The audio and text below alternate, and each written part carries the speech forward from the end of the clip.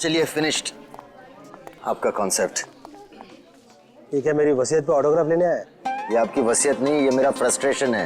ये आप ही का कॉन्सेप्ट है जिसे आपने मुझ पे स्क्रिप्ट लिखवाया। बहुत पुराना है यार। पुराना कहाँ है? नहीं, सफेद है, कड़क है। अरे मैं पेपर के नहीं, आपके कॉन्सेप्ट की बात कर रहा हूँ। कॉन्सेप्ट बहुत पुराना है। पुराना क्या है? कुछ भी नहीं है। कितने सालों से यही चलता आ रहा है। अरे हीरोइन भाग के गले मिलते तो मिलने दे, गाने बजते तो बजने दे। आजकल तो सेंसर की प्रॉब्लम भी नहीं है। देखिए मैं क्या बोल रहा हूँ सर, हम कुछ हटके ट्राई नहीं कर सकते हैं? कुछ अलग, कुछ नया। हटके क्या है? कुछ भी नहीं है। देख, मैं तुझे फिल्म बनाने का फॉर्मूला समझा था। यहां से हम लोग ने हॉलीवुड का रोमांस ली, अब वहां से जापानीज फिल्म की हम लोगों ने कहानी ली।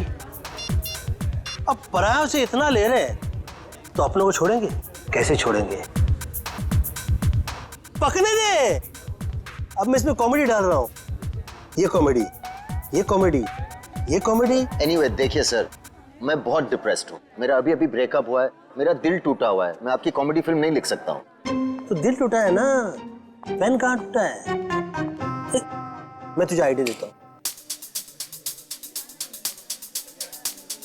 एक विलन वहां से चल के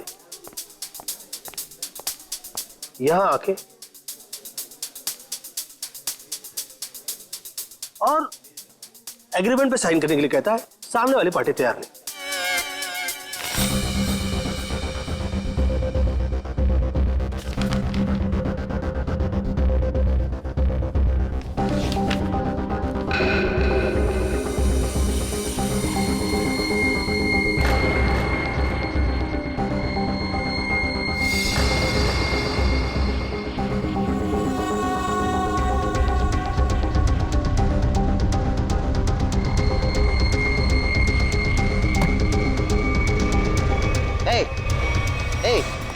क्या डाला तुमने उसके ग्लास में? हाँ, क्या डाला ग्लास में? रुको।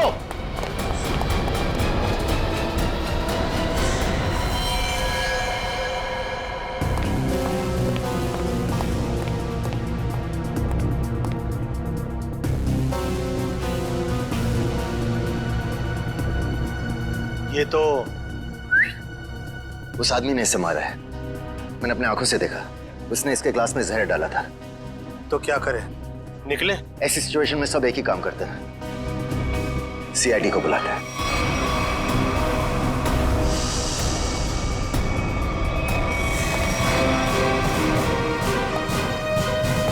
Yes sir. सर मैंने ही फोन किया था। Mister UD. यस। आपके और अरमान जी के सामने मारा है। मुझे पता नहीं, इन्होंने देखा है। इन्होंने देखा। इन्होंने? मिस्टर यूडी, हमने सुना है कि आप कहानी वगैरह भी लिखते हैं। जी सही सुना आपने। मैं कहानियां लिखता हूँ लेकिन आइडियाज ये देते हैं। ये वाला मेरा नहीं था। क्या हुआ? नहीं, कचरा है। मिस्टर यूडी, आपने इस आदमी का खून होते हुए देखा? जी, उस लड़के ने इनके जूस में कुछ मिलाया था। ये लैपटॉप? उसी का है, छोड़ के भाग गया। भागते चोर की लंगोटी छोड़ गया? मतलब चोर निकल लिया, लंगोटी छोड़ गया। इसमें तो कुछ भी नहीं, खाली। कमाल है, हिम्मत तो देखो उसकी। इतने लोगों के सामने जूस में जहर मिला के मार डाला इसे, और फिर यहाँ से भाग भी गया। सर मैंने उसे पकड़ने की कोशिश की लेकिन वो... अरे राइटर पेन पकड़ सकते हैं, मुजरिम नहीं। छोड़िए, हम लोग निकले। हाँ, आप लोग जा सकते हैं, मगर जरूरत पड़ी तो आप दोनों को फिर मिलना पड़ेगा। मेरी तो नहीं पड़ेगी, शायद इनकी पड़ जाए। राइटर है, लिख के देगा। कल ही सर, हम लोग यूडी जी का फोन नंबर और एड्रेस लेके आते हैं। अरमान जी, अरमान जी, अरमान जी, आप तो रियल लाइफ में भी स्टार है। मैं आपका बहुत बड़ा दीवाना हूँ। वो तो आपकी एज से नजर आ रहा है। मैं बचपन से आपकी फिल्में देखते आ रहा हूँ। तो फिल्में डिस्कस कीजिए ना, एज क्यों डिस्कस करना है? कितने बढ़िया डांस करते हैं आप। Thank you so much. देखिए, यहाँ पे कोई मर गया है और आपको इनकी डांस की पड़ी हुई है। अरमान जी, ये कौन है?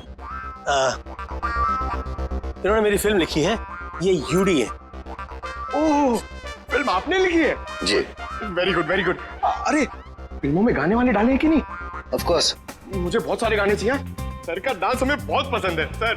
हाँ, अरमान जी, अगर आपको क्राइम फिल्म में किसी जांबाज पुलिस ऑफिसर की जरूरत पड़ेगी ना तो मुझे बुला लेना। मुझे अच्छा डांस करना भी आता है। दिखाओ दिखाओ। अरे जो देखा ना वो काफी है। हम निकले। अरे कहाँ जा रहे हैं आप? अरमान जी, वैसे आप यहाँ क्यों आए थे? हम लोग की फिल्म हैप्पी एंडिंग के प्रमोशन के लिए आए थे, जो कि 21 नवंबर को रिलीज हो रही है। सुपर हिट फिल्म है, कॉमेडी है, धमाल है, बेमिसाल है। अपने परिवार के साथ देखना जरूर देखूंगा। मैं अपनी वाइफ को साथ में लेके जाऊंगा और स्क्रीन के सामने डांस भी करूंगा। आप सीआईडी है ना? हाँ, आपको कोई शक है क्या? नहीं, हमारी तरफ से आप सबको शुक्रिया। आपकी वजह से हम सब सेफ हैं। वो तो है। निकले। चलें? अरे एक सेकंड जरा बताइए ना कि अगली बार आपसे कब मिलेंगे? 21 नवंबर को अपनी नजदीकी थिएटर में। आपका फोन नंबर और एड्रेस चाहिए था। This is my card. Best luck for your film. Thank you so much. Best luck sir. Thank you so much. कर लिए।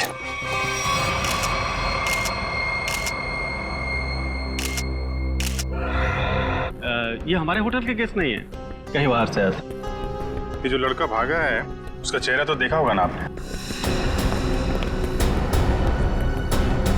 हाँ सर, देखा है।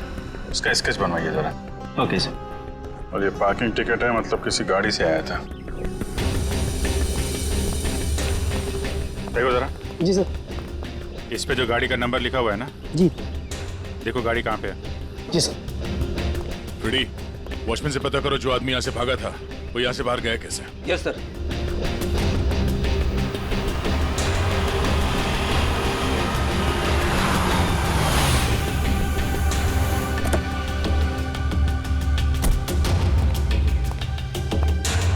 मिस्टर प्रतीक को तुम लाए थे? जी सर। कहाँ से आया था वो? होटल क्राउन रूट से। खार में है साहब। वो कहीं बाहर से आकर वहाँ रुके थे। सर, वॉचमैन ने बताया कि वो लड़का आया तो स्कूटर से था, मगर जाते समय बाउंड्री वॉल कूद के भाग गया। तब तो स्कूटर अभी भी यहीं पे होगा। देख, तुम सीसीटीवी फुटेज चेक कर लो, तब तक मैं होटल क्राउन रूट चेक कर लेता हूँ जहाँ पे प्रतीक ठहरा हुआ था। ठीक है। देखिए हम लोग सीआईडी से, आपके ये गेस्ट मिस्टर प्रतीक, इनका किसी ने जहर दे के खून कर दिया है। हे भगवान। मैडम, हमें आपके इस गेस्ट के बारे में वो सारी जानकारी चाहिए जो आप लोगों के पास है। सर, मिस्टर प्रतीक दिल्ली के रहने वाले हैं और यहाँ बिजनेस के सिलसिले में वो हमेशा आते जाते रहते हैं और वो जब भी आते हैं हमारे होटल में रुकते हैं। हमें मिस्टर प्रतीक का कमरा दिखाइए।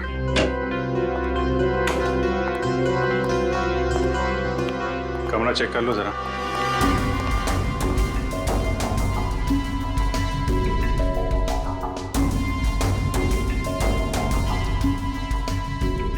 काफी भारी है सर। ऐसा लग रहा है इससे प्रतीक जी पूरे 1 साल का कपड़ा पैक करके आते थे।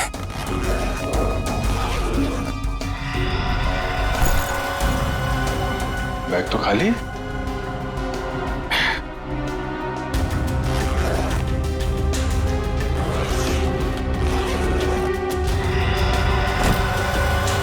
खाली बैग और बैग तो भारी है।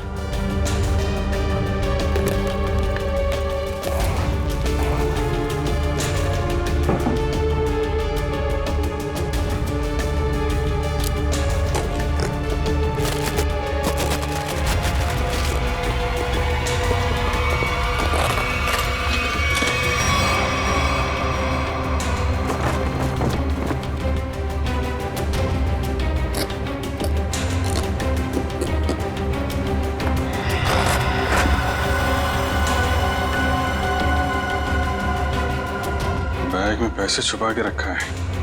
ये प्रतीक आदमी तो गड़बड़ है। कौन कौन आता था इससे मिलने के लिए? एक लड़की इनसे हमेशा मिलने के लिए आती थी और ये दोनों घंटों बैठकर बातें किया करते थे। प्रतीक जीतू से डांटा भी करते थे और वो लड़की कल भी इनसे मिलने के लिए आई थी। कौन है वो लड़की? सर, अवंतिका। अवंतिका?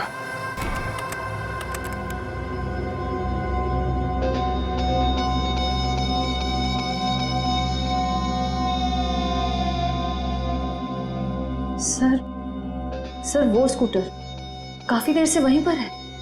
हाँ श्रेया, ये स्कूटर खुनी का हो सकता है। बजा, जरा इस फुटेज को और पीछे से प्ले करना।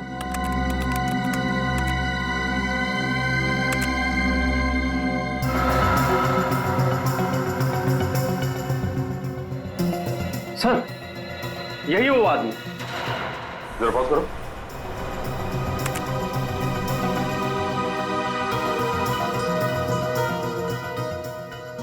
सर ये तो वही आदमी है। हाँ श्रेया, स्कूटर का नंबर लेकर आरटीओ से पता करो ये स्कूटर किसके नाम से रजिस्टर्ड है और उसका एड्रेस है क्या।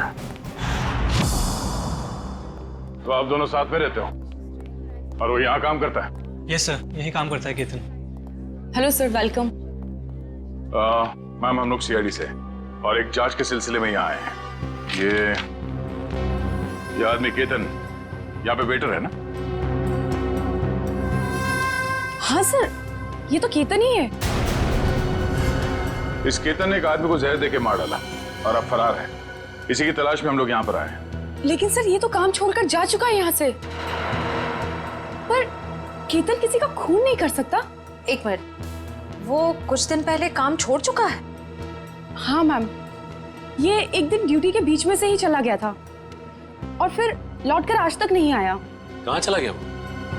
सर, एक लड़की थी, मतलब शायद है, उसके साथ गया था वो।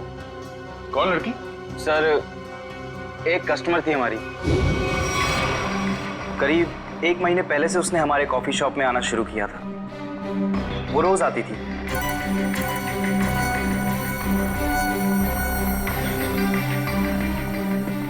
और उस कोने वाली टेबल पर जाकर बैठ जाती थी। उस टेबल पर केतन सर्विस देता था।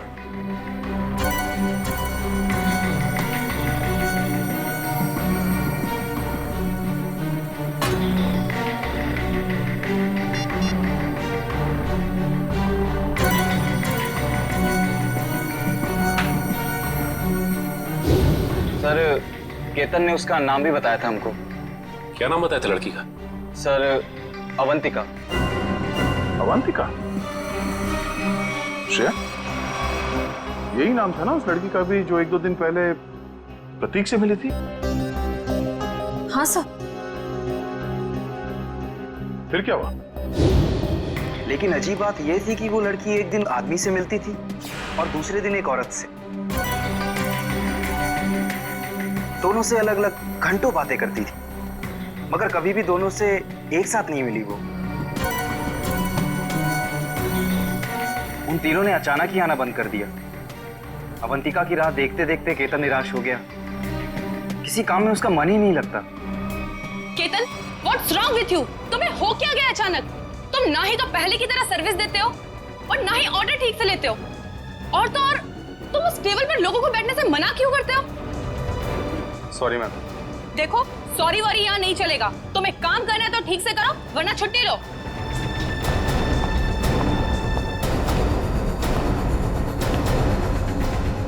यार, अपने दिमाग से उसका ख्याल निकाल यार।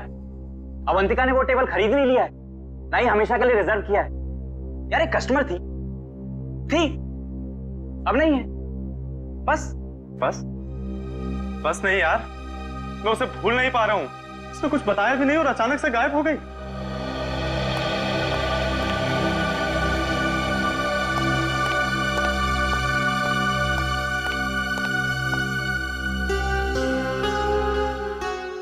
और सर, तभी कैफे के बाहर कोई आया और केतन उसे देख के तुरंत बाहर चला गया। क्या हालत क्या बना रखी है तुमने? शायद वो अवंतिका ही थी, शॉल से अपना चेहरा छुपाए हुए। और केतन सब कुछ छोड़कर उसके पीछे भाग गया। अच्छा, उस आदमी और औरत के बारे में आप लोग कुछ बता सकते हैं जो अवंतिका से मिलने आते थे? नहीं सर, उनके बारे में हम कुछ नहीं जानते। देखिए, हमें इस कॉफी शॉप के अंदर की बाहर की सारी सीसीटीवी फुटेज चाहिए जब से अवंतिका यहाँ आती थी। श्योर मैम, मैं अरेंज करवाती हूँ।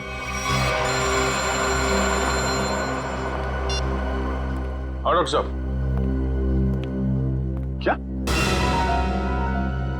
क्या बात कर रहे हैं सर आप? पर ऐसे कैसे हो सकता है? ठीक है सर, मैं एसीपी साहब से बात करता हूं।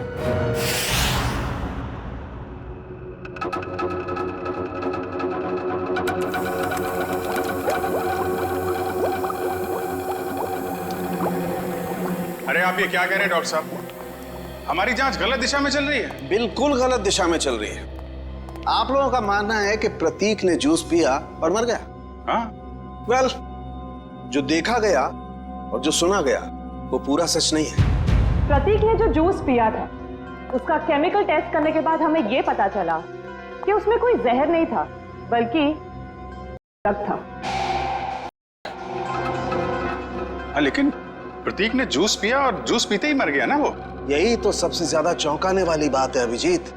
इस से किसी इंसान को कुछ वक्त के लिए पैरालिसिस तो हो सकता है, उसे लकवा तो मार सकता है, लेकिन कोई मर नहीं सकता है। तो फिर इसकी मौत हुई कैसे? अभिजीत, प्रतीक का खून प्रतीक के खून नहीं किया है। लो, फिर शुरू हो गए पहली पे पहली।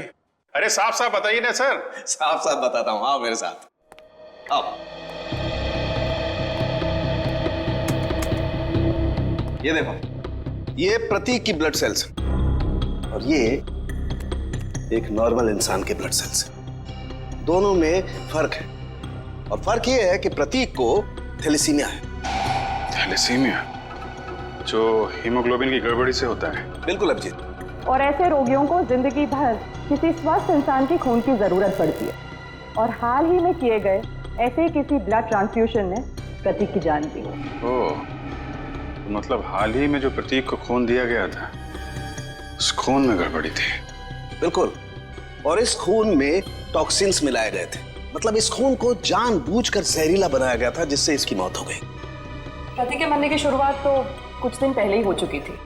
केतन उसके जूस में कुछ डालता या नहीं डालता, इसकी मौत तो पक्की थी। सर इसका मतलब खूनी केतन नहीं, कोई और है। हाँ, लेकिन केतन ने भी तो इसे पैरालाइज करने की कोशिश की थी। अब ये कौन है जिसने इसकी बीमारी का फायदा उठाया और इसकी जान ले ली? एक आदमी और दो दुश्मन। हाँ जी, मुझे 1 महीने के सारे कॉल रिकॉर्ड डिटेल्स चाहिए और खास करके 24 घंटे के।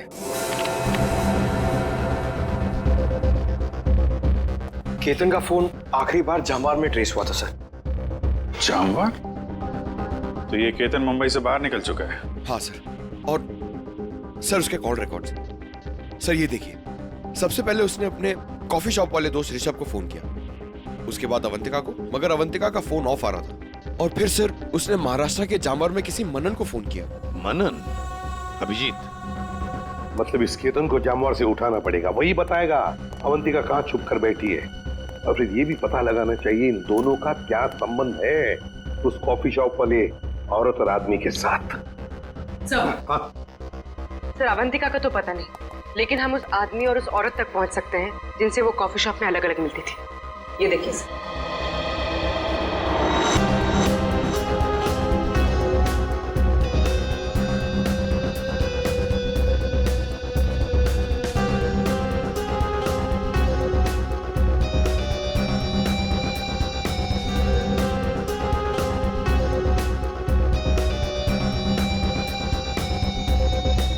ये लोग तो काफी अमीर दिखते हैं सर, फिर भी यहाँ आने के लिए अपनी कार की बजाय टैक्सी का इस्तेमाल किया है। वही तो अभिजीत, एक टैक्सी के नंबर प्लेट से उनके ड्राइवर्स का पता चल जाएगा और ये ड्राइवर्स हमें बताएंगे इस अमीर आदमी और औरत के बारे में।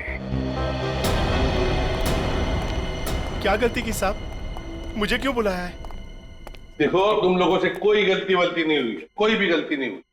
बस हम सिर्फ कुछ जानना चाहते हैं। ये देखो, ये औरत और ये आदमी, क्या इन लोगों को तुमने कभी देखा है? तुम जानते हो इन्हें? ये दोनों भी पिछले महीने कुछ दिनों तक ग्रैंड मोटर्स होटल में आते जाते रहते थे। ये आदमी, इसे तो मैं जानता हूँ। ये तो एक बार मेरे टैक्सी में बैठा था। कौन है ये? कहां से बैठा था तुम्हारे टैक्सी में? कौन है ये साहब, मैं नहीं जानता हूँ, लेकिन पिछले महीने जुहू सर्कल पे एक कॉलोनी से इसे मैंने उठाया था सुबह सुबह। इसके पास 1000 रुपया था साहब। मेरा भाड़ा 390 रुपया था। मैंने इसे 600 रुपया वापस कर दिया, लेकिन ये 20 मिनट तक 10 रुपए के लिए बकबक करता रहा। फिर बाद में मैंने साहब इससे 10 रुपया लेके उसको दिया था। हाँ सर, याद है। अभी तक इसने 10 रुपए दिए भी नहीं मुझे। कुछ बता सकते हो ये रूम में कहाँ रहता है? ये तो मालूम नहीं है साहब, लेकिन जाते जाते इसने कहा था कि मेरा तो इधर रोज का आना जाना है। अगर ऐसे ही मैं 10-10 रुपए डेली छोड़ता जाऊं तो महीने का 300 रुपया हो जाएगा। पैसे वाला आदमी था साहब, लेकिन 10 रुपया के लिए बहुत चिक किया साहब, बहुत चिक किया एकदम। ठीक है, चलो हमारे साथ।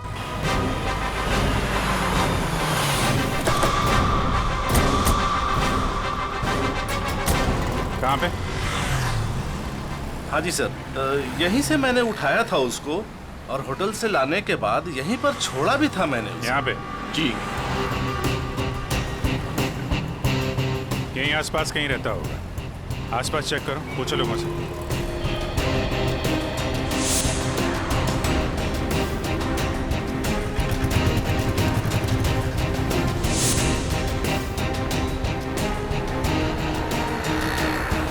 अरे भाई साहब, जरा देखना इस आदमी को पहचानते हैं क्या आप?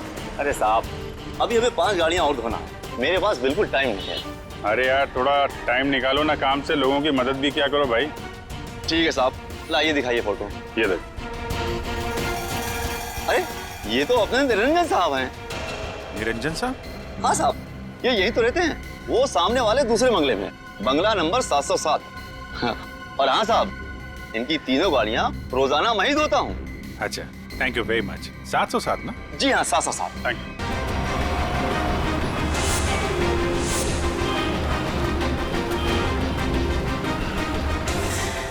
मेरे पति देव मुझे बीच मांझधार में छोड़ के चले गए। आखिरी बार भी उनको देखना मेरे नसीब में नहीं रहा। श्रुति जी, आपके साथ जो कुछ भी हुआ बहुत बुरा हुआ, इस बात का दुख है हमें, लेकिन आपसे कुछ जानकारी चाहिए थी। जी पूछिए। प्रीति जी, हमें आपके पति के सूटकेस में छुपा कर रखे गए 15 लाख रुपए मिले हैं। आपको कुछ पता है इन पैसों के बारे में? उन्होंने ये पैसे क्यों छुपा के रखे हैं? मुझे कुछ नहीं पता। ठीक है, कोई बात नहीं, हम पता लगा लेंगे। क्या हम उनका कमरा देख सकते हैं? जी उधर। अच्छा। श्रुति जी, आप इन दोनों में से किसी को पहचानती हैं? जी नहीं।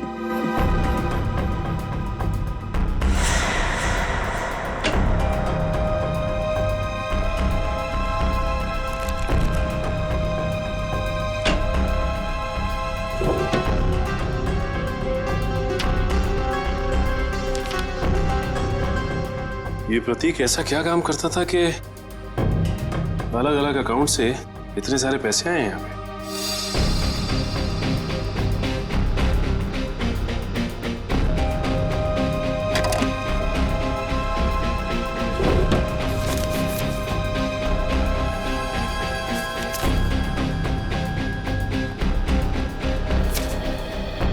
सीडी?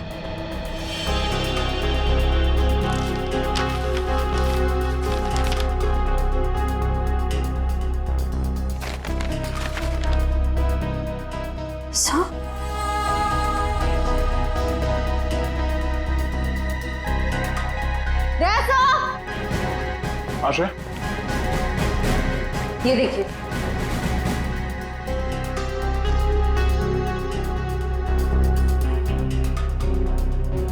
बच्चों की तस्वीरें, पैसों के आंकड़े। प्रतीक करता क्या था? सचिन, एक काम करो, ये सब मुंबई भेज दो ब्यूरो में। श्रुति जी, आपसे एक और सवाल करनी थी। क्या आपको यह बात मालूम थी कि आपके पति को थैलेसीमिया नाम की बीमारी थी? जी हाँ। और इस बीमारी के पेशेंट को कुछ दिनों में अपना खून बदलना पड़ता है। तो आखिरी बार आपके पति ने कौन से हॉस्पिटल में अपना खून बदला था? यही दिल्ली में सिटी हॉस्पिटल। ओह, सिटी हॉस्पिटल। मिस्टर निरंजन, आप ये पूछें कि हम लोग कौन हैं और यहाँ किस लिए आए हैं, तो आपको बता दें कि हम लोग सीआईडी से हैं और आपसे कुछ पूछताछ करने आए हैं। सीआईडी? लेकिन मुझसे क्या जाना है आपको? कौन है निरंजन?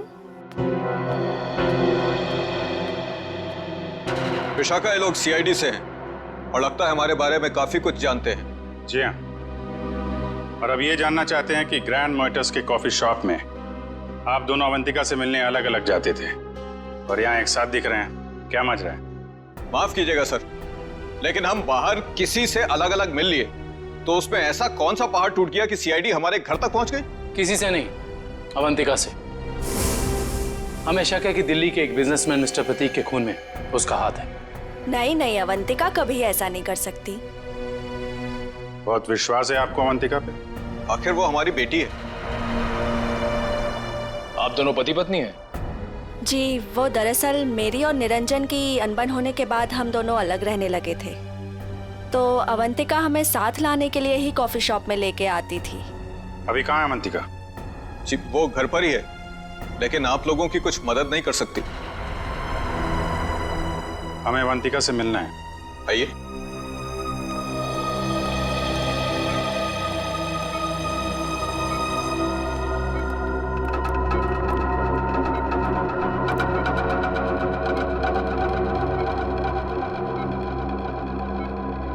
क्या हुआ इसे?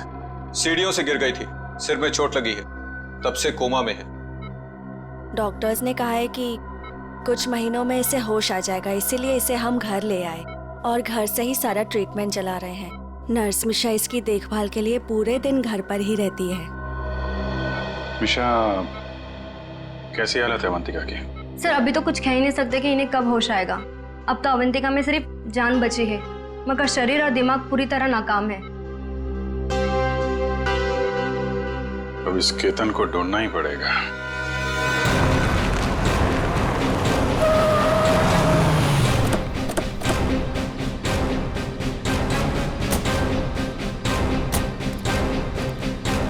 सुनिए जी, ये मनन कहाँ पे? वो वहाँ पे।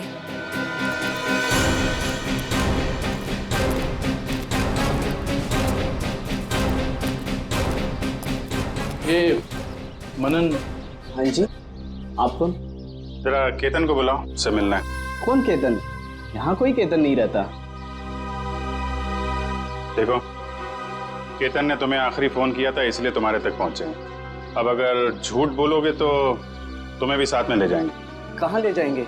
वहीं जहाँ बिगड़े हुए लोग ठीक किए जाते हैं, मुजरिमों की मरम्मत की जाती है। अगर केतन यहाँ पे निकला तो उसको छुपाने के गुनाह में तुम्हारी भी मरम्मत हो जाएगी, समझे तुम? नहीं नहीं साहब, ऐसा मत कीजिए। वो अंदर छुपा है, उसके चक्कर में मैं नहीं फंसना चाहता।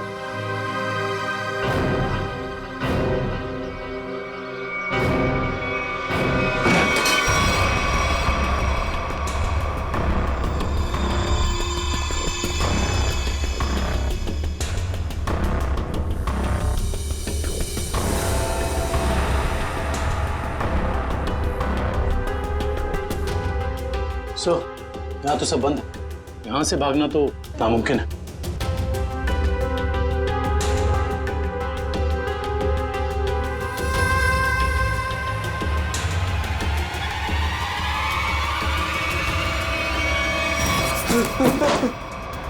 आगे बता रहा, आगे बता रहा साहब, मैंने सब बातें सुन ली आपकी। अगर आप आगे आए तो मैं खुद को मारूंगा साहब। अरे वाह, वहाँ दिन दहाड़े होटल में जूस में ड्रग मिला के आदमी को मारने की हिम्मत है तुम में, और यहाँ इतने डर गए हो कि खुदकुशी कर रहे हो? नहीं साहब, मैंने नहीं मारा साहब, मैंने उसे नहीं मारा। उसने कहा था उस दवा से प्रतीक कुछ दिनों के लिए कुछ भी नहीं कर पाएगा, पैरालिसिस हो जाएगा उसे। हाँ, ये तो तुम सही कह रहे हो। अब ये भी सही सही बता दो कि किसने कहा था। देखो केतन, अगर कातिल को पकड़वाने में तुमने हमारी मदद की तो तुम्हारी सजा कम भी हो सकती है, हैं?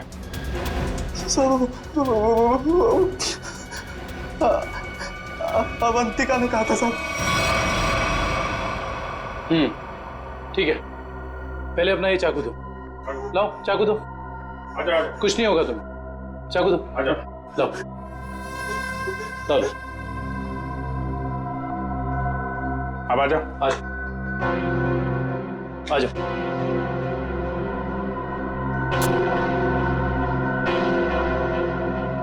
तो अवंतिका ने कहा और तुमने कर दिया। एक लड़की के प्यार में इतने अंधे हो गए थे। साहब, अवंतिका को बहुत बुरी तरह मारा था प्रतीक ने। मुझसे उसका दुख देखा नहीं गया, इसलिए उसकी मदद करने का फैसला कर लिया साहब, और नौकरी की परवाह किए बिना उसके साथ निकल गया साहब। देखो केतन, मुझे पता है कि तुम मुझे बहुत पसंद करते हो, पर इस वक्त मैं बहुत अकेले हूँ और सिर्फ तुम ही मेरी मदद कर सकते हो।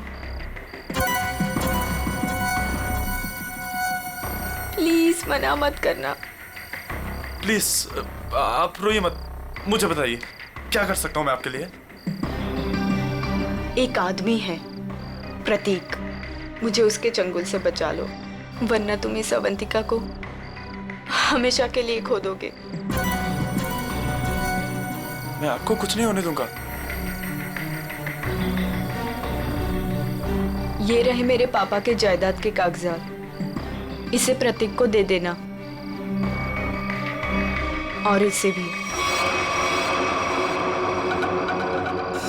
जब प्रतीक जूस पीते नीचे गिर पड़ा तो मुझे लगा अवंतिका ने मेरे हाथों से जहर दिलवाकर मरवा दिया साहब।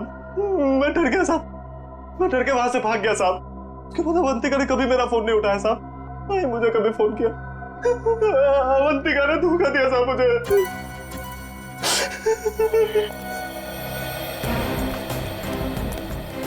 सर, ये प्रतीक आखिर अवंतिका से चाहता क्या था? ये तो तय है कि दोनों के संबंध ठीक नहीं थे, लेकिन असली कहानी क्या है ये तो अवंतिका के होश में आने के बाद ही पता चलेगा।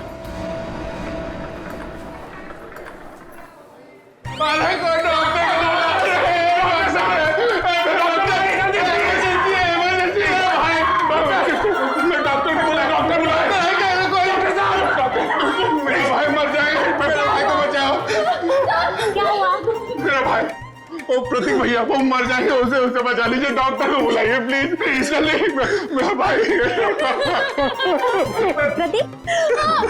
प्रतीक भैया देखिए, वो इस हॉस्पिटल में ब्लड ट्रांसफ्यूजन के लिए आते थे, उन्हें थैलेसीमिया की बीमारी है।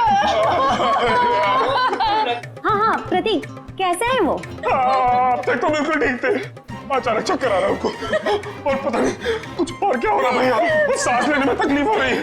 प्लीज डॉक्टर बुलाइए ना, उसी डॉक्टर को जिसने इलाज किया उसका। अच्छा रुकिए, मैं बुलाती हूँ। Please doctor.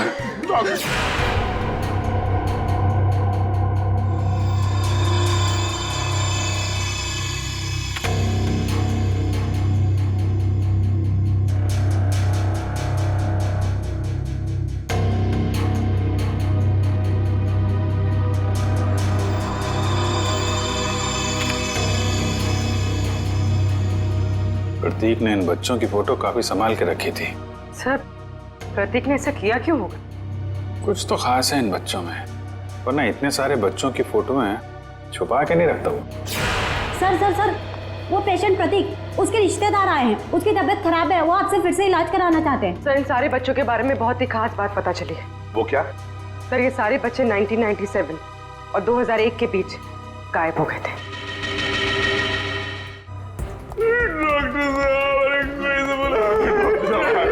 जी, कहाँ है प्रतीक? मैंने उसका इलाज किया था। अरे डॉक्टर साहब, आपने मेरे भैया प्रतीक का ब्लड ट्रांसफ्यूजन किया था? जी। अरे डॉक्टर साहब, मरीज है कहाँ? तो तूने मारा प्रतीक को? हाँ?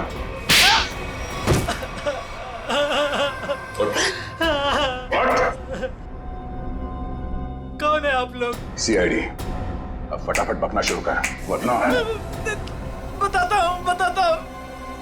मेरे पास एक आदमी का फोन आया था, उसने मुझसे कहा प्रतीक को जहर मिला हुआ खून देना है जिससे वो मर जाए। इसलिए मैं। शर्म नहीं आती तुम्हें? एक डॉक्टर होके तुमने मरीज का खून किया।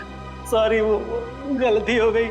उस आदमी ने कहा था कि मिशा नाम की औरत आएगी और इस काम के बदले अच्छा खासा रकम देगी, तो मैं लालच में आ गया। ओह मिशा। नर्स मिशा इसकी देखभाल के लिए पूरे दिन घर पर ही रहती है।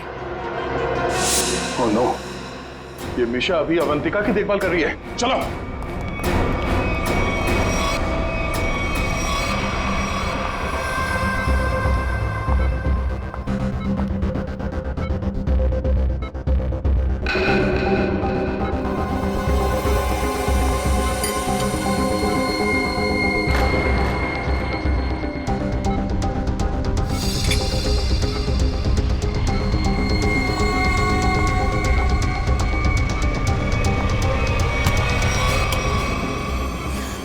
तो ये है तुम्हारा असली रूप। एक ऐसी लड़की को मारना चाहती हो जो बेचारी कोमा में है। ये क्या कह रहे हैं आप? मैं तो बस विटामिन का इंजेक्शन दे रही थी। विटामिन का इंजेक्शन है? आप भी काफी कमजोर दिख रही हैं। इनको लगा दो विटामिन का इंजेक्शन। निखिल जरा हेल्प करो। आप जरा चल हाथ दे। नहीं नहीं, मुझे इंजेक्शन मत दो। नहीं छोड़ो मुझे। विटामिन का एक नहीं नहीं, इसमें जहर है। छोड़ो मुझे, जहर है इसमें। सीआईडी इतनी रात को मेरे घर में? अरे ये देखिए ना, ये मिशा आपकी बेटी अवंतिका को जहर का इंजेक्शन लगा के मारना चाहती है।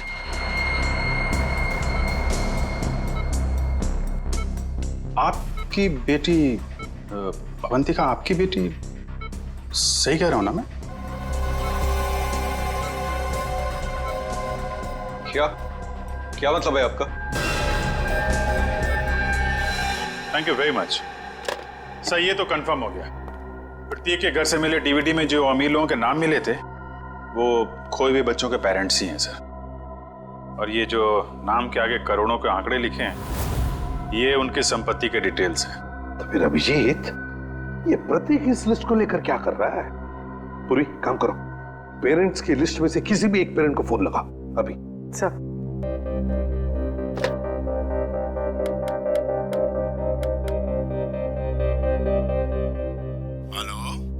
Hello mister Kumar. हाँ जी, मैं सीआईडी से बोल रही हूँ। हमें आपसे कुछ बात करनी है। सीआईडी से? कहिए, क्या बात करनी है आपको? मिस्टर कुमार, मैं इंस्पेक्टर अभिजीत सीआईडी से। हम आपके खोए हुए बेटे सोहम के बारे में कुछ पूछना चाहते हैं, जो दिसंबर 1998 में गायब हुआ था जब वो 7 साल का था। माफ कीजिएगा, हम आपके पुराने घाव को ताजा कर रहे हैं, पर क्या उसके बाद से सोहम के बारे में आपको कुछ पता चला? कोई चीज, कोई बातचीत? पता नहीं आप लोग ये क्यों पूछ रहे हैं, मगर 3 महीने पहले एक लड़का सोहम होने का दावा कर रहा था, पर वो जालसाज निकला। मेरे 6 करोड़ लेके भाग गया। My God. मिस्टर कुमार, आप परेशान मत होइए, हम इसकी जांच करेंगे और आपसे जल्दी कांटेक्ट करेंगे। ठीक है। Thank you very much. Thank you. Sir, कहीं अवंतिका भी ऐसे कैरेक्टर तो नहीं? हो सकता है। हमें सब कुछ पता चल चुका निरंजन जी। जिन अमीर परिवारों के बच्चे बचपन में खो जाते थे, ये प्रतीक अपने आदमी वहां बेचता था, उनके खोए हुए बच्चे बना के, ताकि पैसे कमा सके। उसके घर से हमें आपका नाम मिला है। आपकी बेटी अवंतिका 9 साल की उम्र में खो गई थी, उसके बाद कभी नहीं मिली। ठीक कह रहा हूं मैं? हाँ, मुझे शुरू से मालूम था कि ये लड़की मेरी अवंतिका नहीं बल्कि रीता है, लेकिन इसे झुटलाने का कोई सबूत नहीं मिल रहा था मुझे। एक दिन मैंने इसका पीछा किया। जब सच्चाई सामने आई तो मेरे पैरों तले से जमीन खिसक गई।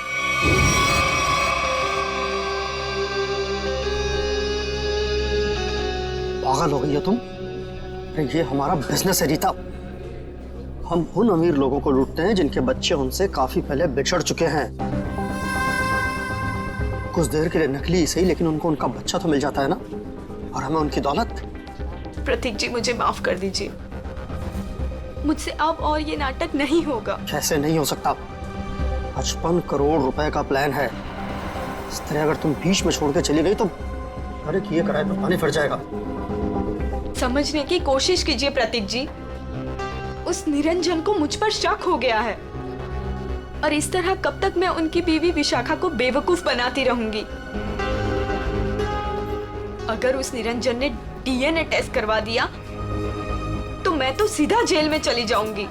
कुछ नहीं होगा, तुम बस निरंजन से पैसे निकलवाना शुरू तो करो।